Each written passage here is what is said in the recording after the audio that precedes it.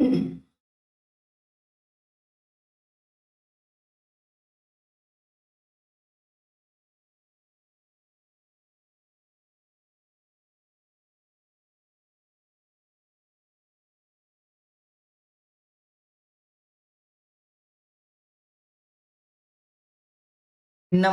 दोस्तों, GB study point के YouTube channel में आपका बहुत-बहुत हार्दिक स्वागत और अभिनंदन करता हूं।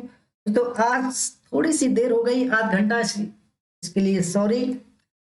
दोस्तों, एनटीए यूजीसी नेट हिस्ट्री का ये थ्योरी क्लास 3 है, ठीक है। और आज हम शुरू करने वाले हैं प्रागैतिहासिक काल या पाषाण काल, ठीक है। तो फ्रेंड्स, सबका स्वागत है, अभिनंदन है, वेलकम है। शिवाजी, मीना कुमारी जी, अंजू जी, सुबोध जी, मचिन कुमार जी, अनिता जी, मीना कुमारी जी, पूजा कुमारी जी, राजेंद्र कौर जी, साइमा जी, सबका स्वागत अभिनंदन है।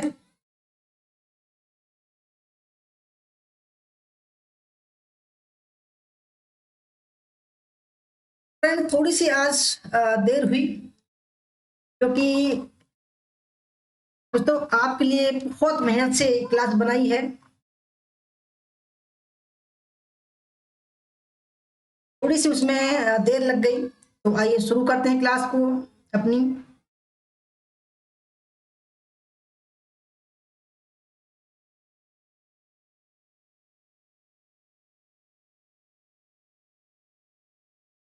फ्रेंड, आज ये हमारी तीसरी क्लास है।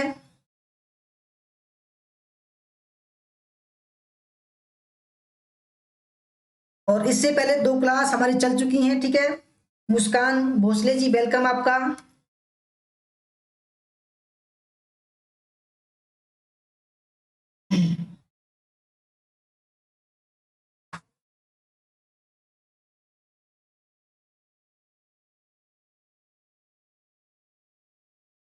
तो फ्रेंड्स, नया बैच शुरू हो गया है 1 जनवरी से। जिनको भी ज्वाइन होना है हो जाइए, अभी स्टार्टिंग है, ठीक है।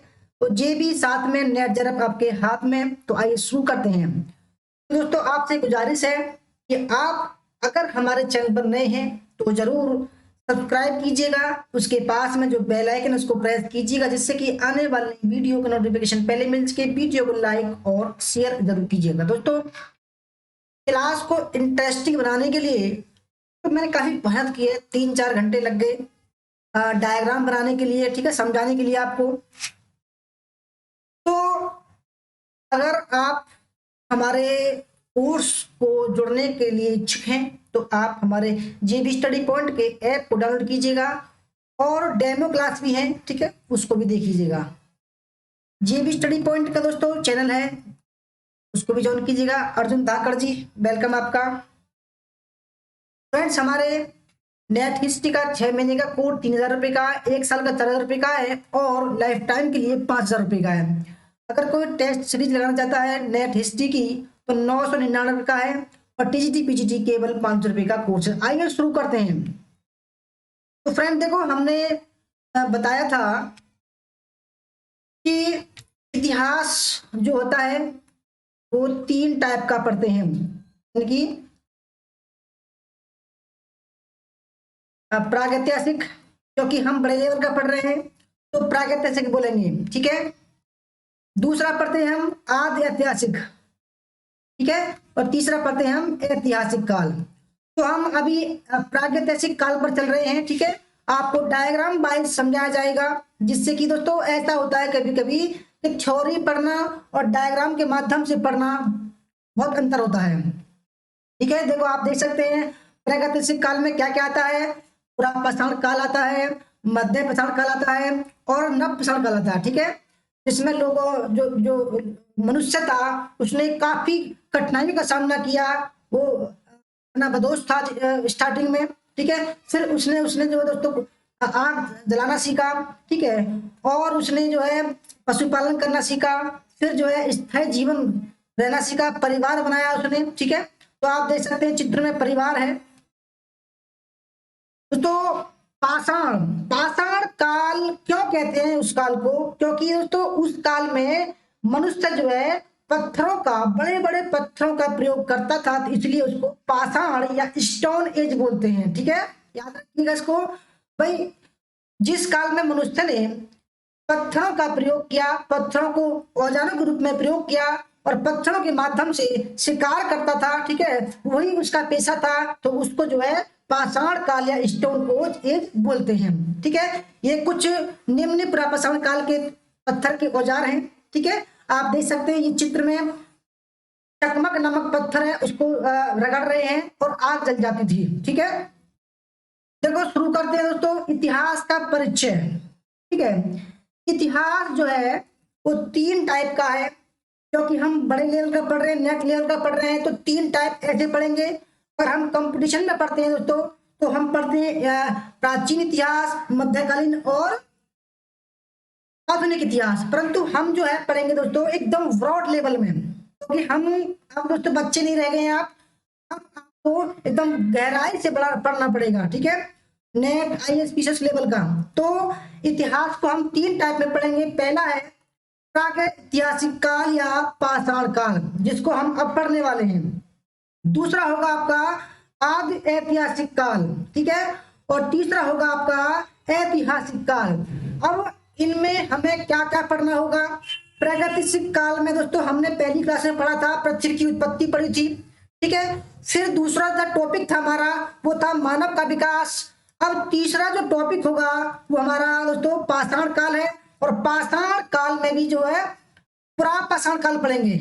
ठीक है, पुरापाषाण काल को पढ़ेंगे, फिर हम पढ़ेंगे मध्यपाषाण काल। ठीक है, फिर पढ़ेंगे हम नवपाषाण काल, फिर पढ़ेंगे ताम्रपाषाण काल। क्लियर। अब आदि ऐतिहासिक जो काल है, इतिहास का जो दूसरा पार्ट पढ़ेंगे, उसमें हम सिंधु घाटी सभ्यता और वैदिक सभ्यता को पढ़ेंगे। वैदिक सभ्यता में 2 पार्ट को पढ़ेंगे, ऋग्वैदिक काल और उत्तर वैदिक काल। ठीक है, ऐतिहासिक काल में देखो जो हम पढ़ते हैं दोस्तों, ऐतिहासिक काल पढ़ते हैं, जो कॉम्पिटिशन वगैरह हम पढ़ते हैं। ठीक है, प्राचीन, मध्यकालीन और आधुनिक, ये हमारा कॉम्पिटिशन लेवल का होता है। तो अब हम शुरू करेंगे पुरापाषाण काल। तो पुरापाषाण काल भी 3 टाइप का होता है। ठीक है, निम्न, मध्य और उच्च। तो अभी हम पढ़ेंगे निम्न पुरापाषाण काल को। तो आइए शुरू करते हैं। पाषाण काल। तो पाषाण काल की देखो ये डायग्राम वगैरह क्यों लाए गए हैं, ताकि आप समझ सको आसानी से। पाषाण काल के भी 3 टाइप है। पुरापाषाण काल, इसका जो काल था वो लगभग 6 लाख से लेकर 10,000 ईस्वी पूर्व था। आज से लगभग 6 लाख। ठीक है, दूसरा जो पार्ट है पाषाण काल का, उसका नाम है मध्य पाषाण काल। ठीक है, उसका जो दोस्तों काल समय है वो 10,000 से लगभग 8,000 ईसा पूर्व है। ठीक है, 10,000 से 8,000 ईसा पूर्व। तीसरा जो पार्ट है उसका कहते हैं हम नवपाषाण काल, लगभग 6,000 से 3,500 या 2,000 के बीच का काल है। ठीक है, और दोस्तों जो प्रापाषाण काल है, पाषाण काल का पहला भाग, उसको हम 3 पार्ट में डिवाइड करते हैं। पहले का नाम है निम्न प्रापाषाण काल, दूसरे का नाम है मध्य प्रापाषाण काल, और तीसरे का नाम है उच्च प्रापाषाण काल। आज दोस्तों जो हम पढ़ने वाले हैं वो निम्न प्रापाषाण काल को पढ़ने वाले हैं। ठीक है, याद रखिएगा, केवल निम्न प्रापाषाण काल को पढ़ने वाले हैं। देखो इसकी जो शुरुआत होती है लगभग 6 लाख से 50,000 साल पहले का समय था इसका। ठीक है, निम्न प्रापाषाण काल के जो लोग रहते थे वो 6 लाख से 50,000 साल पहले रहते थे। इनके जो औजार थे, कुठार, बिदानी, क्लीवर, चापर, चापिंग, बेधक, तो ये जो कुछ, अब इनके बारे में हम विस्तार से पढ़ेंगे। ठीक है, हम क्या पढ़ने वाले हैं, निम्न पुरापाषाण काल के बारे में। ठीक है, आइए। यह काल इतिहास का सबसे लंबा काल रहा है। इसे 3 डिवाइड में करते हैं, निम्न, मध्य, उच्च प्रापाषाण काल। दोस्तों हमने कई डायग्राम बनाए हैं ताकि आप आसानी से समझ सको। ठीक है, अब दोस्तों सबसे पहले देखो पाषाण काल का विभाजन या नामकरण कैसे हुआ, किस किस विद्वान ने इसका नाम दिया, क्योंकि एग्जामिनर क्या पूछता है। देखो दोस्तों हमने तभी मोटा मोटा पढ़ा, ठीक है। अगर हम जब एग्जाम में बैठते हैं तो एग्जामिनर क्या करता है, वहीं से कोई ऑथेंटिक सवाल बनाता है, ठीक है। देखो दोस्तों हमें थ्योरी यानी कि कहानी टाइप भी पता होना चाहिए और उसकी थ्योरी टाइप भी पता होना चाहिए। तो पाषाण काल का जो विभाजन किया गया था या उसका नामकरण जो दिया गया था वो किस किसने दिया। डेनमार्क एक देश है, डेनमार्क के विद्वान सीजे थॉमसन ने कोपेनहेगन संग्रहालय, ठीक है, ये लाइब्रेरी है दोस्तों, आर्काइव की सामग्री के आधार पर 1836 में मानव इतिहास को त्रिकाल, थ्री एज सिस्टम, ठीक है, यानी कि पाषाण काल, कांस्य काल और लोहे काल में विभाजित किया था दोस्तों। ये भी आ चुका है एग्जाम में, याद रखिएगा, ठीक है। एग्जामिनर पूछता है कि त्रिकाल किसने किस विद्वान ने त्रिकाल पाषाण काल को त्रिकाल में डिवाइड किया, तो सीजे थॉमसन ने किया था, ठीक है। और 1856 में जॉन लुबाक, ये भी आ चुका है एग्जाम में, इंपोर्टेंट दोस्तों, मैं इंपोर्टेंट लाया हूं। 1865 में जॉन लुबाक ने अपनी पुस्तक, देखो ये भी कई बार एग्जाम में आ चुकी है, प्री हिस्टोरिक टाइम, आपने कभी दोस्तों एग्जाम दिया हो तो प्री हिस्टोरिक टाइम का सवाल आता है कि प्री हिस्टोरिक टाइम पुस्तक किसने लिखी, तो जॉन लुबाक ने लिखी। तो अपनी पुस्तक प्री हिस्टोरिक टाइम में पाषाण काल का विभाजन उसने कैसे दिया, पुरापाषाण काल, नवपाषाण काल में, यानी कि दो पार्ट में डिवाइड किया था, अर्थात पुरापाषाण काल एवं नवपाषाण शब्द का प्रयोग जो है जॉन लुबाक ने किया था। इंपोर्टेंट है ये, ठीक है।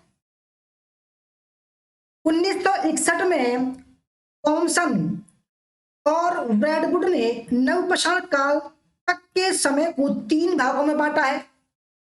प्रथम पुरापाषाण काल, द्वितीय मध्यपाषाण काल और तृतीय नवपाषाण काल। ये भी इंपोर्टेंट है, थॉमसन और ब्रैडवुड ने, जिनमें नवपाषाण काल को उन्होंने भोजन उत्पादन का काल कहा, यानी कि दोस्तों खाद्य सामग्री को उपजाने वाली, उगाने वाली, ठीक है। अभी हम पढ़ेंगे, सब चीज पढ़ेंगे। अब पाषाण काल के बारे में कुछ महत्वपूर्ण जानकारी दोस्तों आपको रखनी जरूरी है, ठीक है। ऐसा नहीं है भाई कि पुरापाषाण काल के बारे में केवल ओवरव्यू पता हो, थोड़ी सी गहराई भी जरूरी है। एग्जामिनर दोस्तों जो आयोग है कहीं से भी सवाल रख देगा तो आप मार नहीं खाओगे, ठीक है। थोड़ा दोस्तों लेंथी है मगर आपको, अब देखो अगर आपको पढ़ना है, नेट की तैयारी करनी है तो सब कुछ लेकर चलना होगा, ठीक है। तो पुरापाषाण काल में हथियारों का आविष्कार एक क्रांतिकारी घटना थी, ठीक है। क्रोमैग्नन जो हैंडलबर्ग मानव थे, उन्होंने क्या किया, तो उन्होंने जो क्रोमैग्नन मानव था उन्होंने जो है पत्थर के औजार बनाए और हैंडलबर्ग जो मानव था उसने लकड़ियों के औजार बनाए।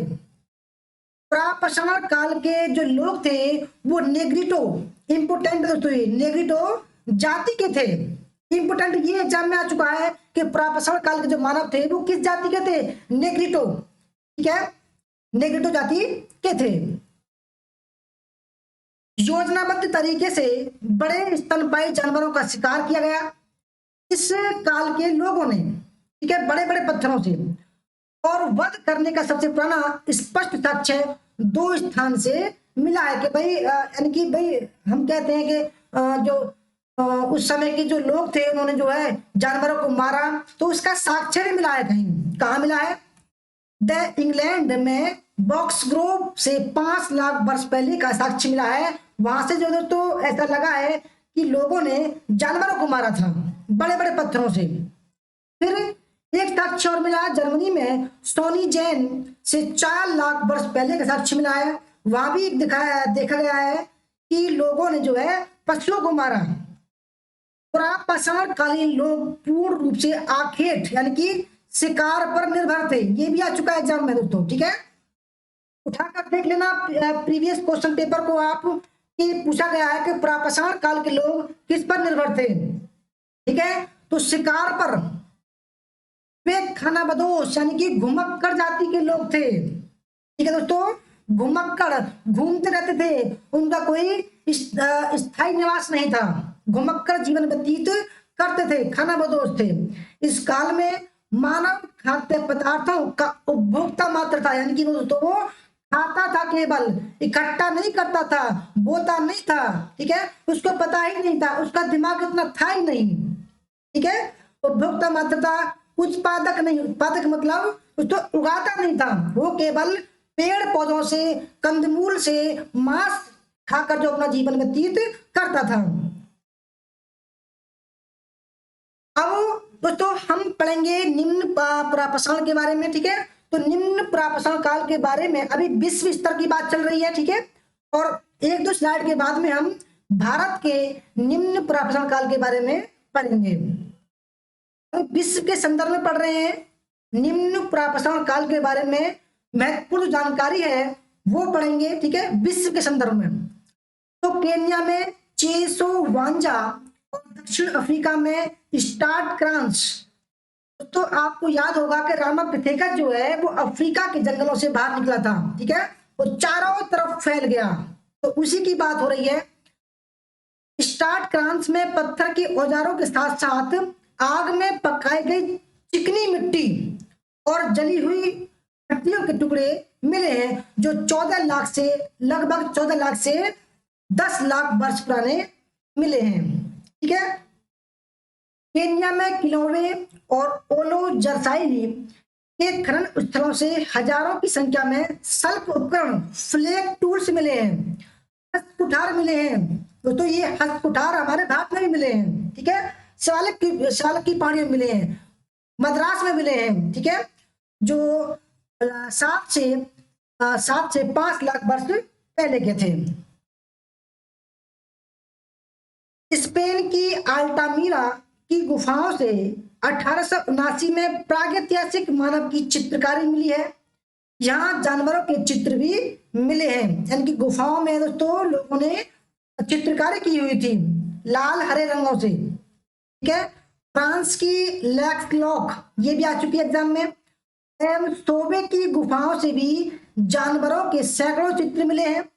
इन गुफाओं के चित्र 30,000 से 12,000 वर्ष पहले के थे, ये भी इंपोर्टेंट है। ठीक है, दफनाने की प्रथा का सबसे पहला साक्ष्य है, ठीक है, 3 लाख वर्ष पहले का है, जो नियंडरथल, याद रखिएगा नियंडरथल मानव का है दफनाने का साक्ष्य। चूल्हे के इस्तेमाल के बारे में सबसे पहला साक्ष्य है 1,25,000 लगभग दोस्तों जावा मानव का है। ठीक है, जावा मानव का है। शिवा कुमार जी नमस्कार, वेलकम।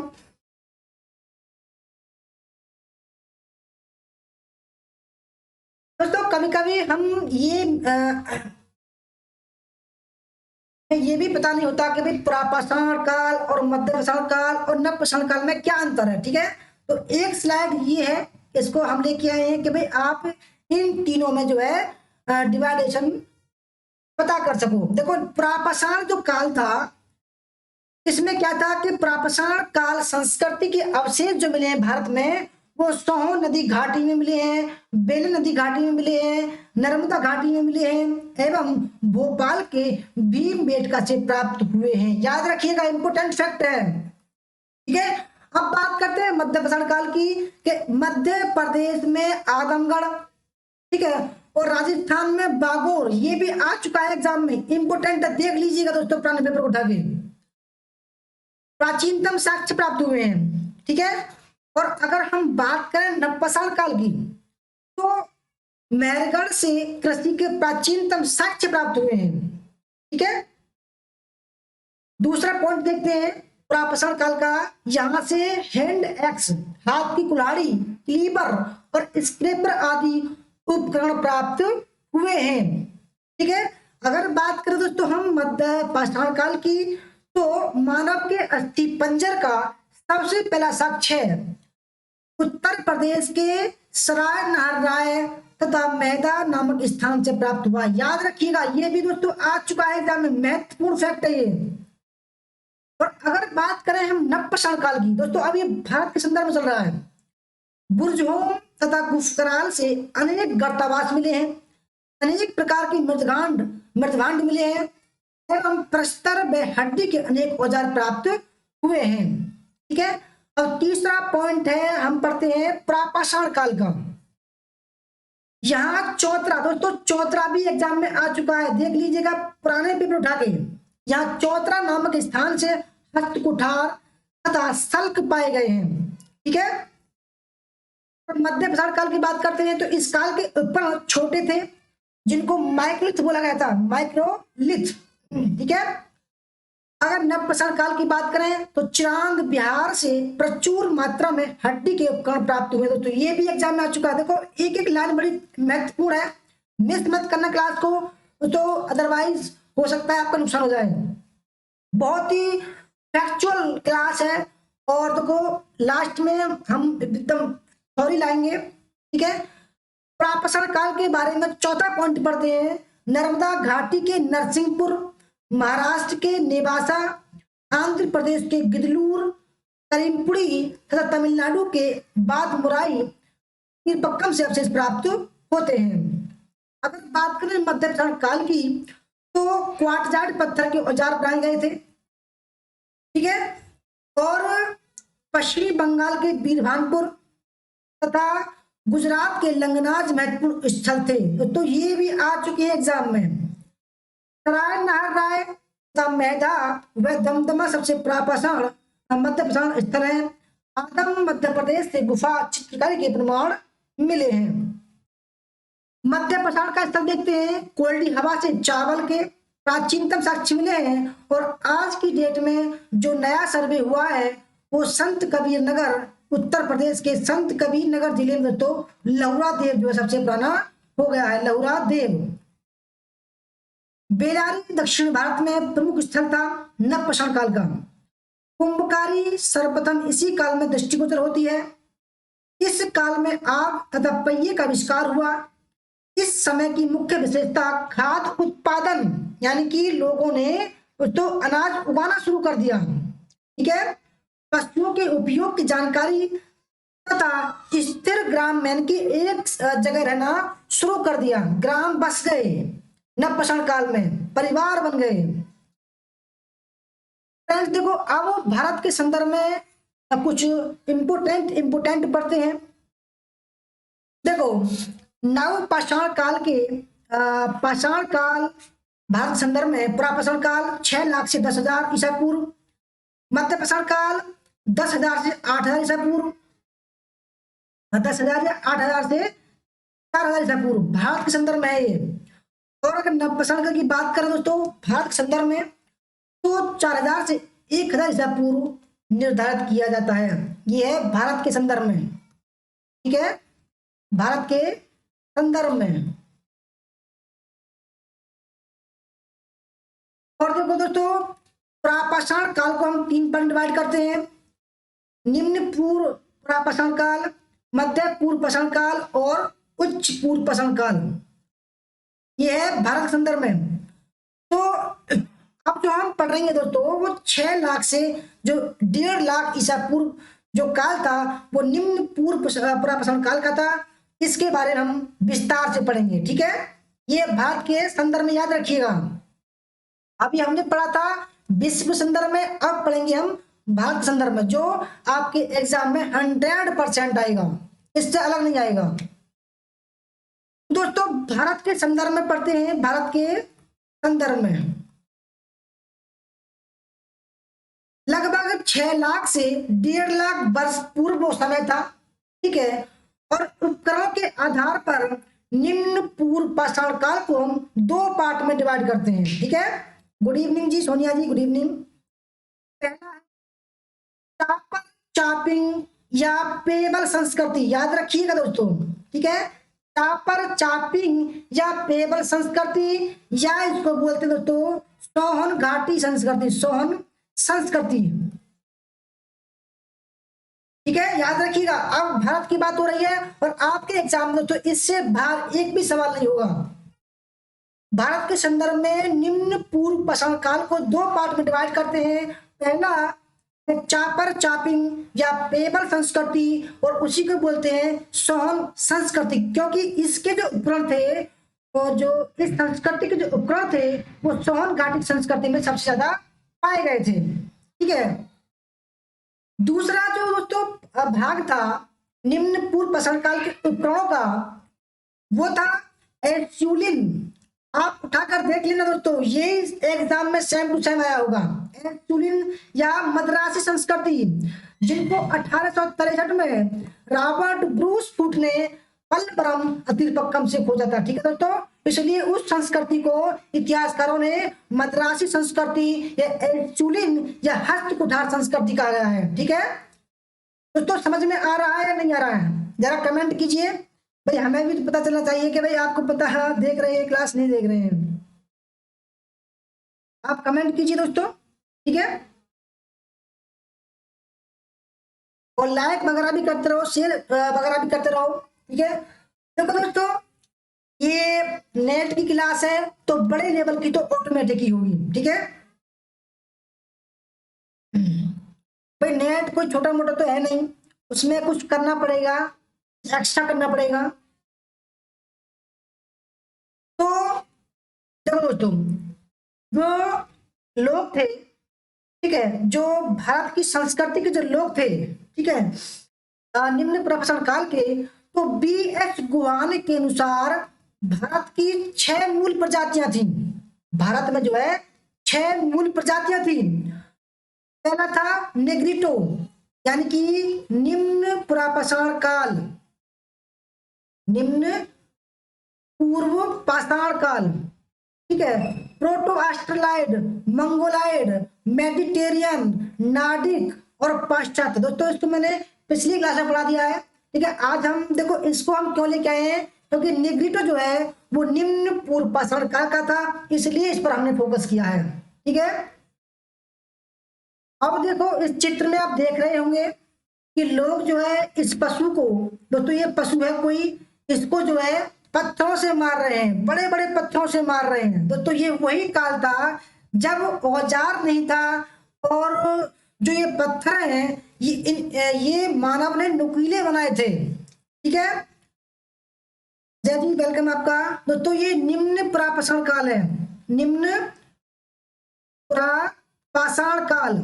ये जो लोग पत्थरों से मार रहे हैं जानवर, ये वही काल है निम्न पुरापाषाण काल, जब लोग जो है पत्थरों से शिकार करते थे, औजार नहीं थे, बड़े बड़े दोस्तों पत्थरों के औजार थे। ठीक है, आगे बढ़ते हैं दोस्तों। देखो जो निम्न पुरापाषाण काल था उसमें कुछ उपकरण जो औजार आए, एक नंबर है चापर।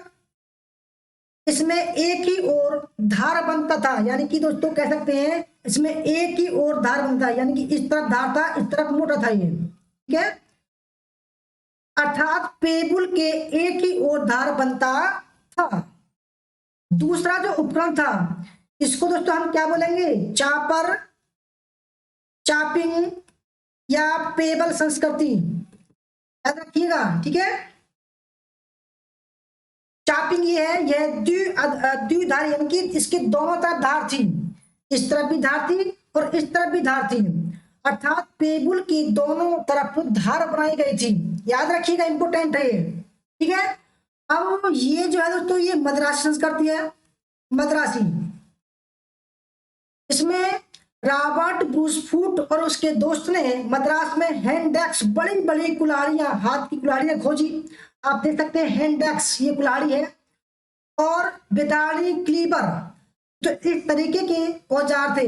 आप देख पा रहे हैं चित्र में, इस तरह के औजार थे जिनको बेदाड़ी या क्लीबर को लगाया, ये नुकीले थे। ठीक है, ये पत्थरों के बने हुए थे।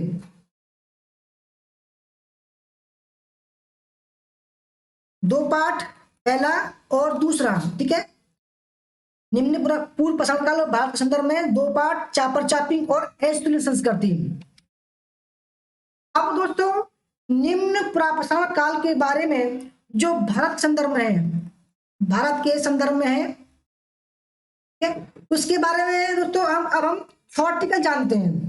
देखो मैंने क्या कहा कि भाई आप कहानी टाइप भी समझो और थ्योरी टाइप भी समझो, ताकि आप दोस्तों नोट्स बनाने में आसानी हो।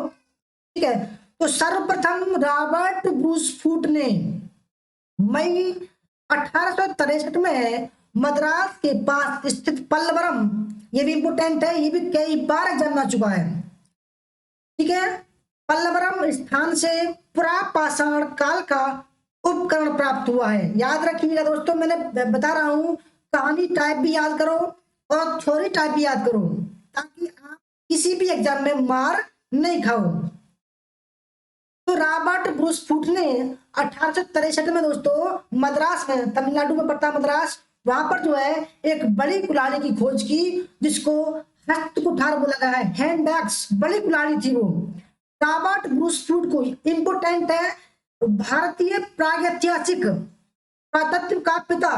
तो देखो, कलिंगम को भी कभी कभी बोलते हैं, मगर इसको ये नहीं बोलते हैं, उसको भारतीय इंडियन आर्कियोलॉजी बोलते हैं, परंतु रॉबर्ट ब्रूस फूट को father of Indian pre historic archaeology का पिता बोलते हैं। याद रखिएगा, इतना बड़ा अंतर है। ठीक है, तो रॉबर्ट ब्रूस फूट को भारतीय प्रागैतिहासिक पुरातत्व का पिता कहा जाता है, क्योंकि इसने निम्न पुरापाषाण काल के बारे में जानकारी कलेक्ट की थी। महाराष्ट्र में दोस्तों ये भी आ चुका है नेट एग्जाम में। ठीक है, इंपोर्टेंट है, महाराष्ट्र में बोरी नामक स्थान से हुए उत्खनन में खुदाई हुई है, वहां पर कुछ ऐसे अवशेष या साक्ष्य प्राप्त हुए हैं जिनके आधार पर मानव का अस्तित्व जो है लगभग 14 लाख वर्ष पहले माना जाता है। वहां पर महाराष्ट्र में पड़ता है, बोरी से निम्न पुरापाषाण काल की प्राचीनतम तिथि ज्ञात की गई है। नेट के एग्जाम में आ चुका है दोस्तों ये एग्जाम। ठीक है, इसलिए महत्वपूर्ण फैक्ट हम लाए हैं। फ्री ये स्लाइड इसलिए आई है दोस्तों, क्योंकि अभी इसके बारे में बताएंगे। चापर चापिंग आप भूल ना जाओ, इसलिए भाई निम्न पूर्व पाषाण काल को हम 2 पार्ट में डिवाइड करते हैं, उपकरणों या औजारों के आधार पर, चापर चापिंग या पेपर संस्कृति, दूसरा है एस्टुरियन या मद्रासी संस्कृति। ठीक है, तो भारत के संदर्भ में निम्न पुरापाषाण काल के जो उपकरण थे, ठीक है, तो शुरू करते हैं। चापर चापिंग पेबुल संस्कृति, क्योंकि दोस्तों अभी हमको चापर चापिंग पढ़ना है, ये क्या सवाल है। ठीक है, तो चापर चापिंग पेबुल संस्कृति, या इनको देखो इंग्लिश में ऐसे लिखेंगे, चॉपर चापिंग पेबुल कल्चर। चापर चापिंग शब्दावली का प्रयोग दोस्तों, देखो मैंने बताया था आपको कि चापर क्या होता है। चापर होता है जिसके एक तरफ धार हो, और पेबुल जिसके दोनों तरफ धार हो। ठीक है, ऐसे उपकरण थे। चापर चापिंग शब्दावली का प्रयोग सबसे पहले प्रयोग H.L. मोबियस इंपोर्टेंट ने किया था। ठीक है, इसके उपकरण सबसे पहले पंजाब जो पाकिस्तान में है कि सोहन नदी सिंधु की सहायक नदी है, घाटी से प्राप्त हुआ था, इसलिए चापर चापिंग या पेबुल संस्कृति को ही सोहन घाटी की संस्कृति बोलते हैं। ठीक है, क्योंकि सबसे ज्यादा जो उपकरण प्राप्त हुए हैं वो सोहन घाटी में प्राप्त हुए हैं, इसलिए इसको सोहन संस्कृति भी बोलते हैं। इसी कारण से सोहन संस्कृति भी कहते हैं। टेरा एवं पीटरसन ने सोहन घाटी में इस काल के मानव को द्वितीय अंतरहिम युग, सेकेंड इंटरग्लेशियल एज कहा है। ये भी इंपोर्टेंट है, ये भी अच्छा एग्जाम में। ठीक है, आगे बढ़ते हैं। सबसे पहले 1928 में D.N. बाड़िया ने, इंपोर्टेंट दोस्तों, क्योंकि देखो जब हम चापर चापिंग या पेबुल संस्कृति या सोहन घाटी की संस्कृति के बारे में पता करते हैं, तो भाई कभी कभी एग्जाम में ये भी पूछ लेता है कि सोहन घाटी में जो उपकरण की खोज की गई थी वो किसने की थी। भाई हमें ये तो पता है कि पल्लवरम में रॉबर्ट ब्रूस फूट ने की थी, तो इसलिए उसको मद्रास संस्कृति बोलते हैं। अभी सोहन घाटी की संस्कृति क्यों बोलते हैं, किसने खोज की थी, तो उसका नाम था D.N. बाड़िया। D.N. बाड़िया सोहन घाटी का पितामह है। क्यों बोलते हैं, क्योंकि इसने संस्कृति का उत्खनन कराया, और सोन नदी घाटी से प्राप्त किया था सबसे पहला उपकरण इसने। ठीक है, सोहन संस्कृति शब्द का पहली बार प्रयोग 1936 में H.D. टेरा ने किया था। इसमें पीटरसन का कोई हाथ नहीं था। ठीक है दोस्तों, समझ में आ रहा है नहीं आ रहा है? थोड़ा सा पानी पी लूं अब जो है दोस्तों, इतने बताइए आपको समझ में आ रहा है दोस्तों। देखो, अगर आपने क्लास मिस कर दी तो बहुत कुछ खोदोगे, क्योंकि दोस्तों यहां से सवाल बनते हैं, टाइम टू टाइम सवाल बनेंगे।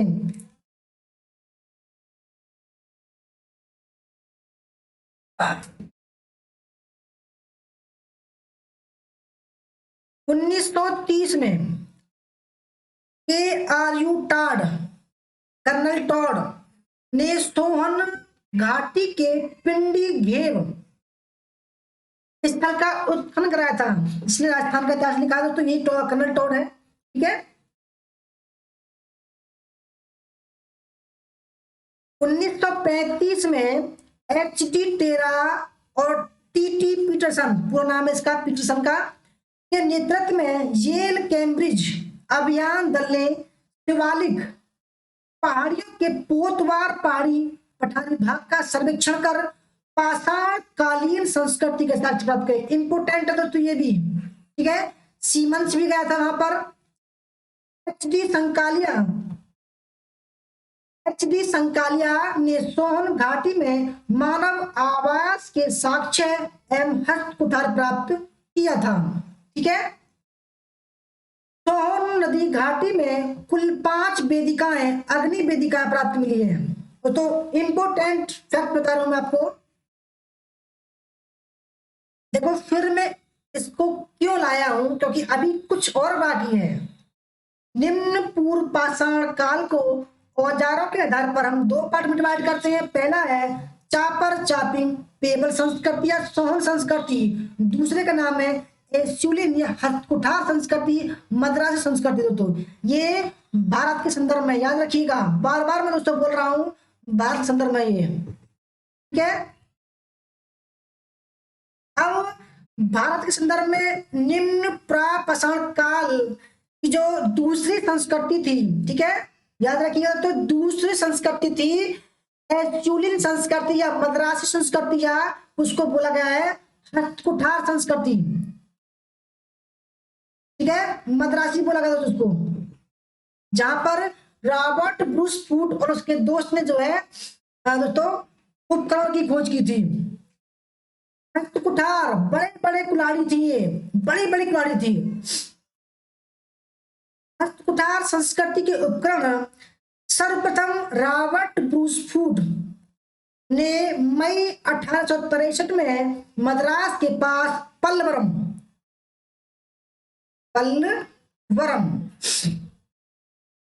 तो मद्रास को अब चेन्नई बोलते हैं, याद रखिएगा। मद्रास का जो आधुनिक नाम है वो चेन्नई है। अभी आप कहोगे भाई मद्रास तो है नहीं भारत में कहीं भी, मुझसे लड़ो यार, कहा मैंने कहा बता दिया। तो पल्लवरम नामक स्थान से प्राप्त किए। उसके बाद सितंबर 1863 में रॉबर्ट ब्रूस फूड एवं डब्ल्यू किंग, दोनों दोस्त थे, ने मद्रास के समीप अतीर पक्कम से तथा जनवरी 1864 में फिर से पल्लवरम से कई उपकरण प्राप्त किए। मद्रास के समीप बादमदुरै, तो ये भी इंपोर्टेंट है, एग्जाम में आ चुका है, बादमदुरै से भी उसने कई उपकरण प्राप्त हुए। ठीक है, हस्तकुठार संस्कृति को मद्रासी संस्कृति बोलते हैं, याद रखिएगा, इंपोर्टेंट है, मैं बार बार बोल रहा हूं कि हस्तकुठार संस्कृति या एस्यूलिन संस्कृति या हैंडेक संस्कृति या मद्रासी संस्कृति, ठीक है, एक ही बात है, या मद्रास उद्योग भी कहा जाता है।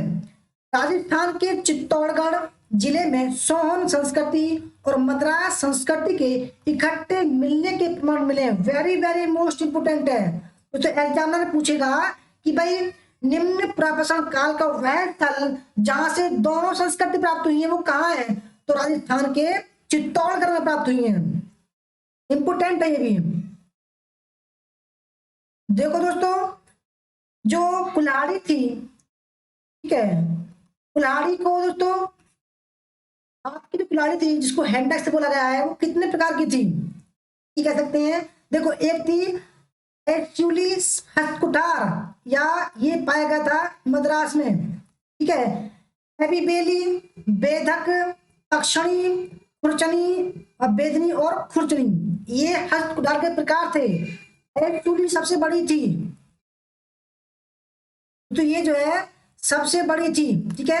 फिर इनका धीरे धीरे धीरे धीरे छोटा रूप होता गया, ठीक है। आप देख सकते हैं तक्षणी, तक्षणी नाम से ही वो तेज लग रही है, तो सबसे ये पतली थी। भारत के संदर्भ में निम्न प्रपसन काल के जो उपकरण थे, ठीक है, पहला था हस्तकुठार या कुल्हाड़ी, दूसरा था बिदानी क्लीवर, तीसरा था गंडासा और चौथा था खंडक, इसको बोला गया है चॉपिंग, जिसके दोस्तों इस काल के उपकरण क्वार्टजाइट पत्थर के बने हुए थे। क्वार्टजाइट दोस्तों एक बहुत ही महंगा पत्थर होता है, ठीक है। क्वार्टजाइट पत्थर के बने थे तथा मनुष्य कोर उपकरणों का प्रयोग करता था। कोर यानी कि माना कोई बड़ा पत्थर है दोस्तों, उसको हल्का सा छांट छांट कर कोर करके, ठीक है, तो उस तरीके का उपयोग करता था। जैसे मैंने आपको एक चित्र दिखाया था कि बड़े बड़े पत्थरों से लोग जो है एक पशु को मार रहे थे, वो कोर उपकरण थे, गोल गोल, इसको दोस्तों हाथ में ले सकते थे। बटिकास्म या पेबुल, पानी के बहाव में रगड़ कर खाकर गोल मटोल एवं सपाट हुए पत्थर के टुकड़े। यानी कि दोस्तों कभी आप पानी के किनारे पर जाना तो आप देखोगे कि जो पत्थर है वो गोल गोल बिल्कुल चिकने हो गए थे। ये वही बटिकास्मा पेबुल संस्कृति है, ठीक है, जो दोनों किनारों पर जो है दोनों किनारों पर दोस्तों वो उसको चिकना करके जो है उसको पहना किया। गंडासा, गंडासा पेबुल से निर्मित कई बड़े आकार वाले उपकरण जिनके ऊपर एक ही ओर फलक बनाकर, यानी कि इसको दोस्तों एक ही ओर जो है फलक बनाकर जो है धार बनाई गई थी, ठीक है। एक पकड़ने का डंडा था जिनके ऊपर एक ही ओर फलक बना निकाल कर धार बनाई गई थी। फलक मतलब दोस्तों छीलना, क्या आप समझ रहे होंगे देसी भाषा में छीलना, यानी कि आप किसी गंडासे से, यानी कि कोई उपकरण है लोहे का किसी का भी सही, उसको एक तरफ से उसको पैना बनाएंगे तो उसको बोला गया है गंडासा या चापर बोला गया है। खंडक, चॉपिंग, इसमें पेबुल के दोनों किनारों को छीलकर धार बनाई गई थी। यानी कि दोस्तों कोई ये उपकरण है, ठीक है, इसको इधर से भी जो है पहना किया गया था और इधर से भी पहना किया गया था, और यहाँ पर जो है एक डंडा था, ठीक है, इसको बोला गया है कंटक या चापिंग।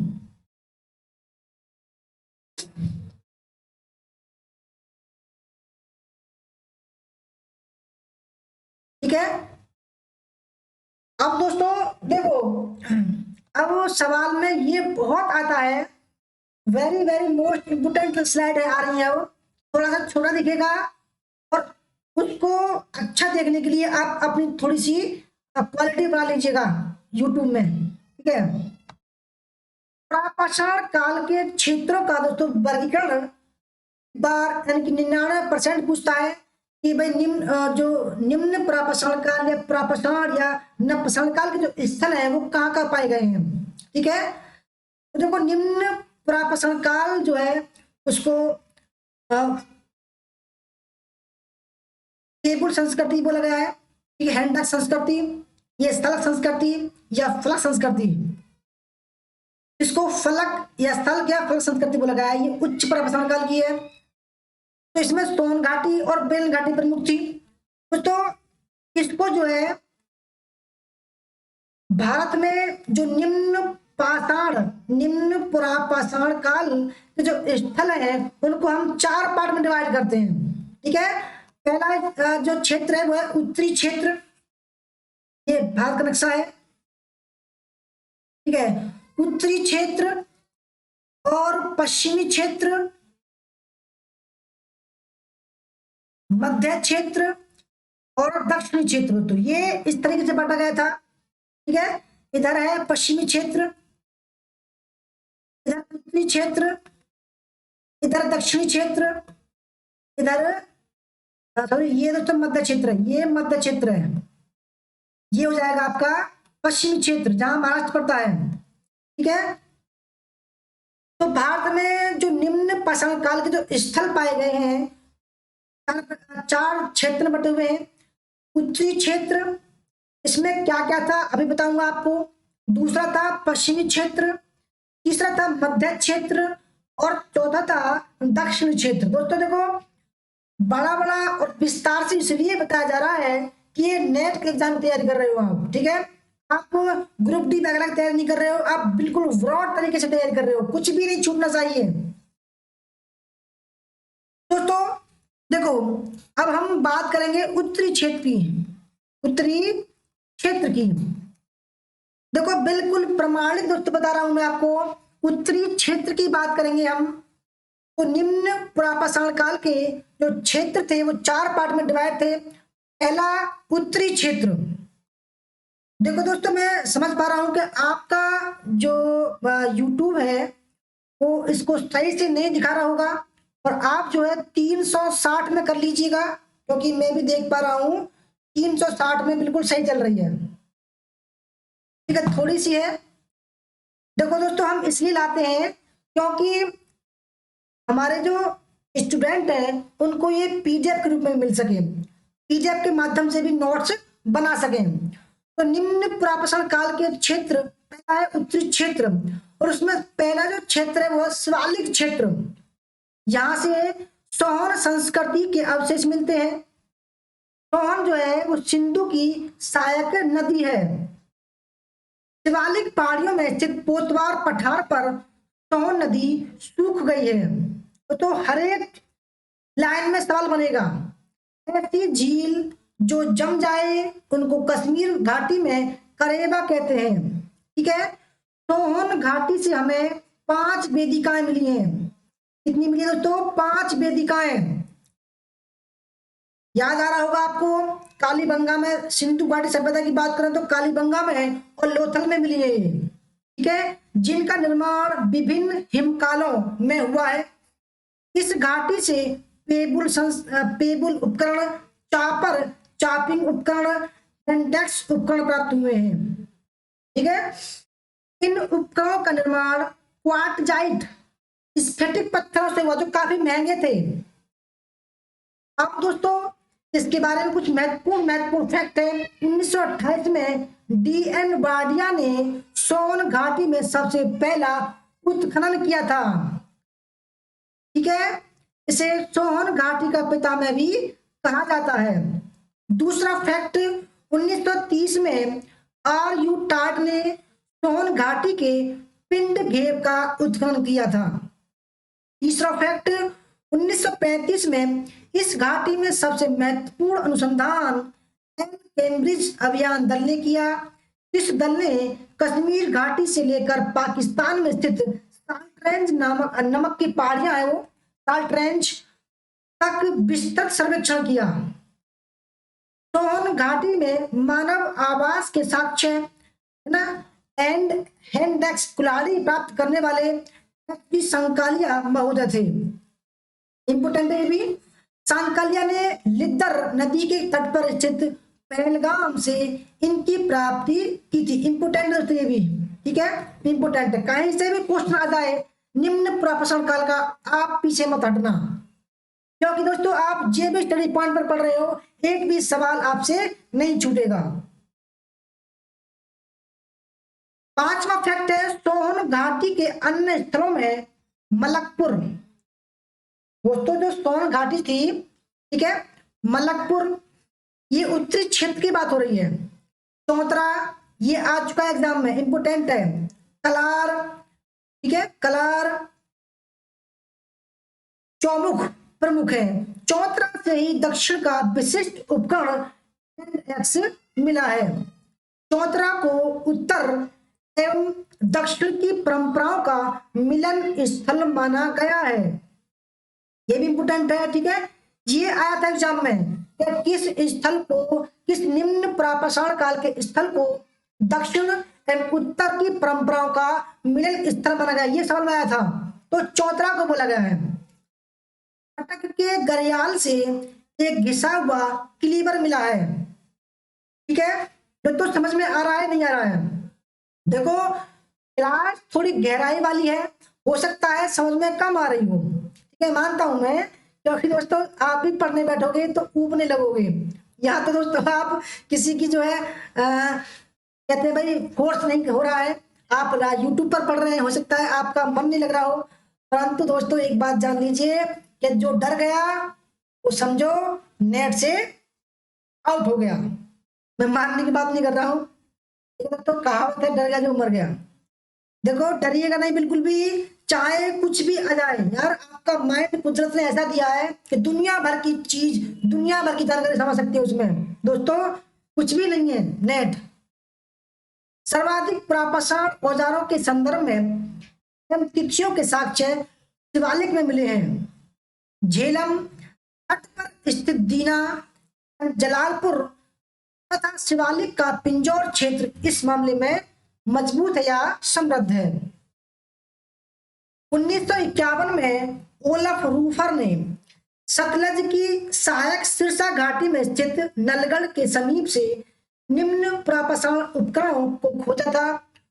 1955 में बीबी लाल ने हिमाचल के गुलेर, देहरा, घलियारा, कांगड़ा का उत्खनन किया था।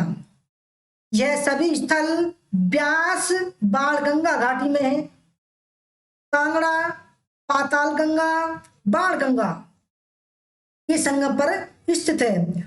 1954 में ब्यास की सहायक नदी के तट पर स्थित दौलतपुर से, ये एग्जाम आ चुका है, दौलतपुर से वाई डी शर्मा, यज्ञदत्त शर्मा को चापर चापी उपकरण प्राप्त हुए थे। दोस्तों ये एग्जाम में आ चुका है, इंपोर्टेंट है ये दौलतपुर।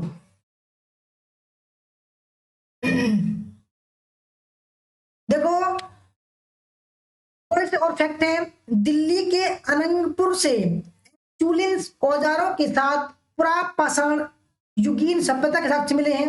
दिल्ली के अनंगपुर से। चंडीगढ़ के होशियारपुर से ये एग्जाम आ चुका है। जीसी महापात्र ने 20 एशुरिन स्थल खोजे हैं। देखो ये बिल्कुल लेटेस्ट है। सिंगरौली, उत्तर प्रदेश के सिंगरौली बेलन घाटी से इस काल के उपकरण मिलते हैं। बेलन घाटी के बेलन नदी दक्षिण में विंध्याचल पर्वतमाला की पहाड़ियों स्थित में जो बाद में कैमूर पर्वत श्रृंखला से मिल जाती है। इन पहाड़ियों के ऊपर मुरली, महुगढ़, चांदातरी, रामगढ़वा, कोस कनगढ़वा, बेलहरी और करौंदहिया आदि निम्न प्रापाषाण काल के स्थल हैं। तो ये तो थे उत्तरी क्षेत्र के, ठीक है, उत्तरी क्षेत्र के थे। अब हम बात करेंगे पश्चिमी क्षेत्र की, भारत के पश्चिमी क्षेत्र की बात करेंगे, ठीक है। तो पश्चिमी क्षेत्र है, दूसरा क्षेत्र है।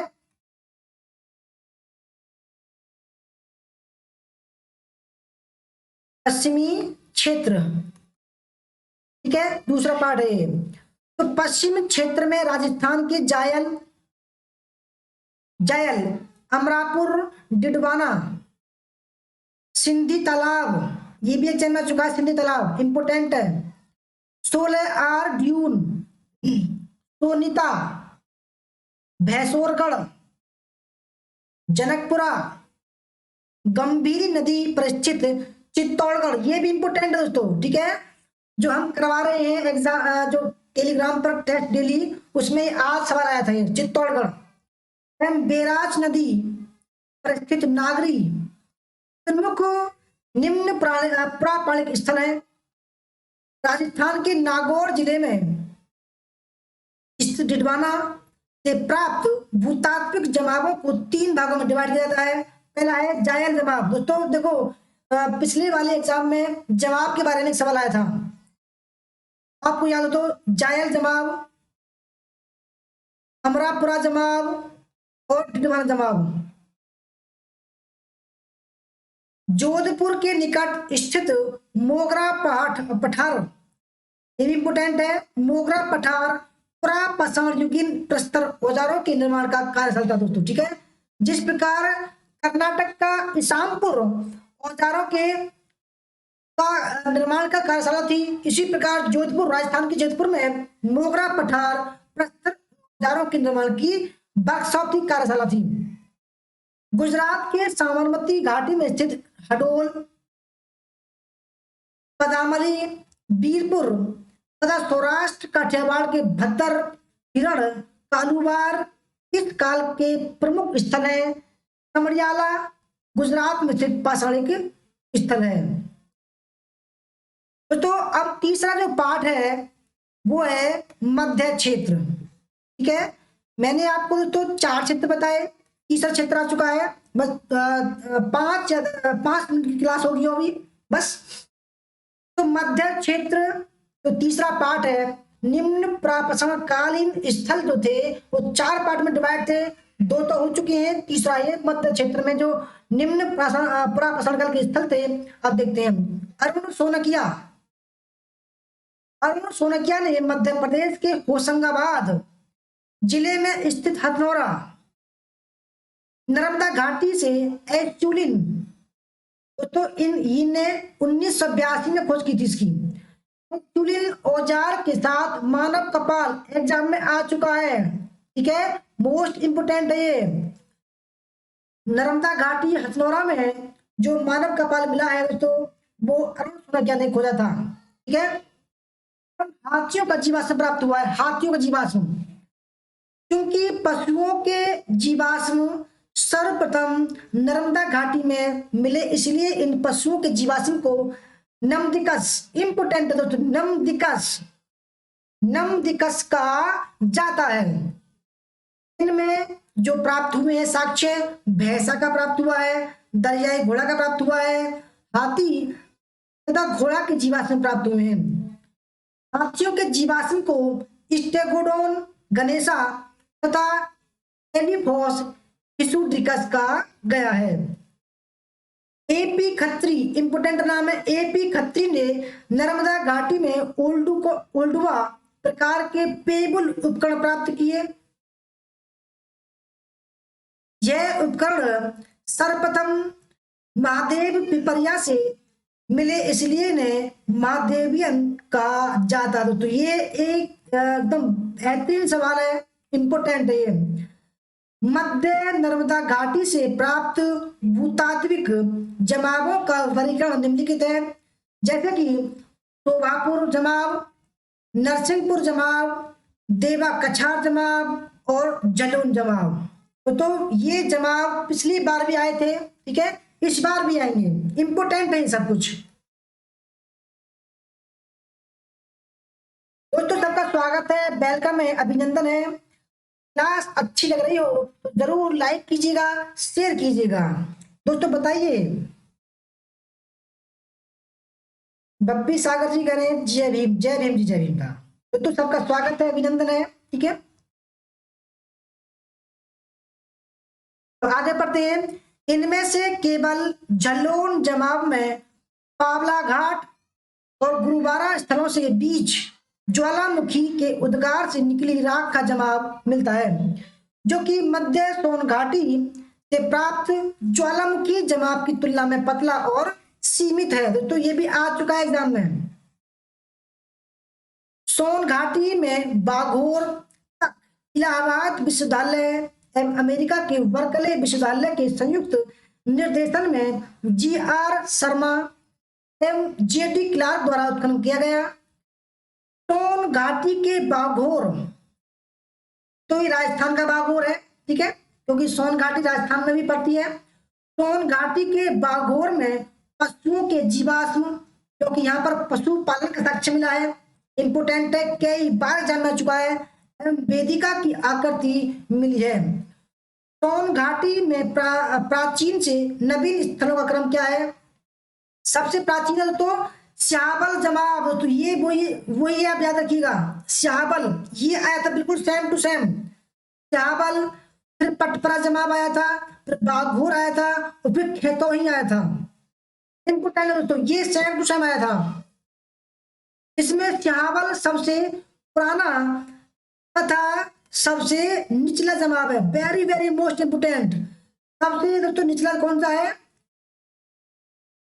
ये स्याबल जमाब, स्याबल जमाब सबसे निचला है जमाब, ठीक है। दूसरे नंबर पर आता है आपका पटपरा, तीसरे पर आएगा आपका बाघोर, और चौथे पर आएगा दोस्तों खेतोही जमाब। ठीक है, याद रखिएगा ये इस तरीके से जवाब है, पहला, दूसरा, तीसरा और चौथा। दोस्तों मैं गारंटी दे रहा हूं कि अगर कहीं से भी नेट आयोग पूछेगा तो आप मार नहीं खाओगे, बिल्कुल डीपली पढ़ा रहा हूं दोस्तों, ठीक है,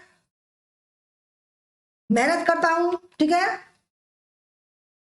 अब दोस्तों मध्य क्षेत्र जो पश्चिमी क्षेत्र है उसमें जो महाराष्ट्र है, महाराष्ट्र के प्रमुख स्थलों में चिरकी, नेवासा, गोदावरी तट पर स्थित गंगापुर, भदने, यसर, बोरी, जहां पर 14 लाख वर्ष पूर्व का हमारा मिला है, ठीक है, एवं मेरगांव स्थित है, प्रमुख है।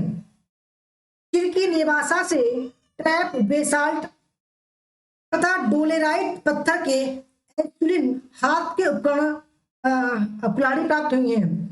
इसे उपकरण निर्माण की कार्यशाला माना गया है, ये भी इंपोर्टेंट है क्योंकि यहां से निर्मित अर्ध निर्मित उपकरण तथा उनकी निर्माण सामग्री प्राप्त हुई है।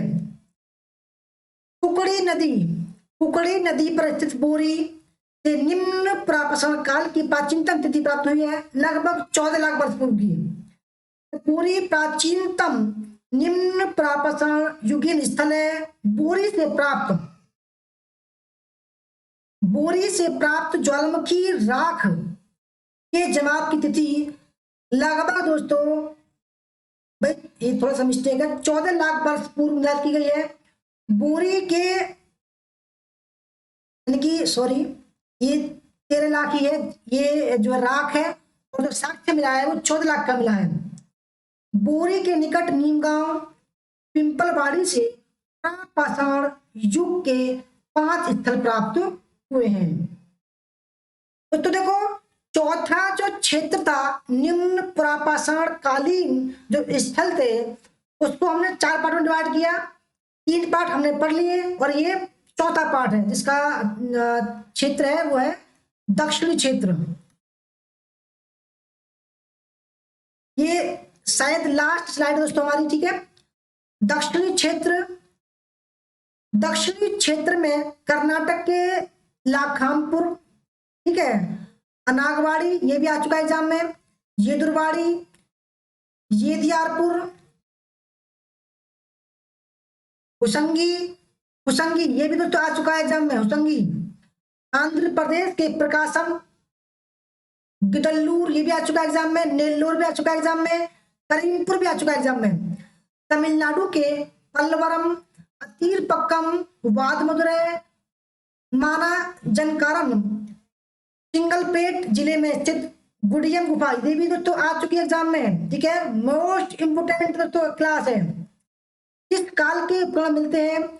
और देखो एक और आएगा यहाँ पर महत्वपूर्ण सवाल, ईशानपुर।